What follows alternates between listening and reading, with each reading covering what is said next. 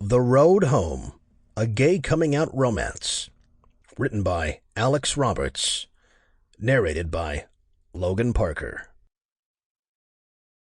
Chapter 1. Sweat beaded on my forehead as I leaned under the hood of my crappy old car. Come on.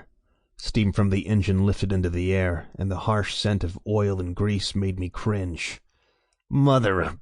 I bit off my curse out of habit, wiping my forehead with the back of my greasy hand. I pulled the wrench from my back pocket and clanged it on my death blow. The car had been rattling for at least the last 50 miles, but in my dumbass anxiety to get the hell out of town, I just kept driving. It wasn't until the rattle turned into a sound akin to a herd of rats having a bachelor party under the hood that I frantically turned to the side of the road.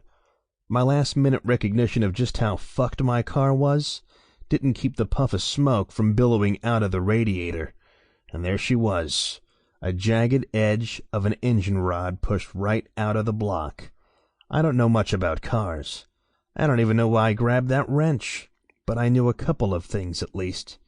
1, that rod was not meant to go on the outside. 2, holes in the engine block were not good. She was dead. I braced my hands on the frame of the hood, letting the wrench slip from my fingers. It clinked against the radiator and disappeared in some obscure crevice. I reached down to paw for it. Motherfucker! I didn't cut off the curse that time. I grabbed the back of my hand. Overheated engines are hot as hell. Freaking Einstein. Good Lord, my temper boiled. I struck out and kicked at the bumper.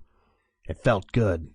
So I went for a series, planting the sole of my boot against the fender, and then the tire. The only thing I wanted to do today was drive until I ran out of gas. I still had half a tank. I wasn't anywhere near far enough from home. I ducked my head back into the engine bay. Yeah, the rod was still on the outside. Fuck the wrench. What was I going to do with it anyway? Open up the engine casing and just put everything back where it belonged? A little duct tape, maybe? Was there even a mechanic nearby? My hand darted for the cell phone in my pocket, smearing sticky oil across the front of my jeans. I flipped the phone open, and it flashed. Low battery, then went black. Perfect. Abso-freaking-lutely perfect. Yet another thing I had neglected to do on my way out the door?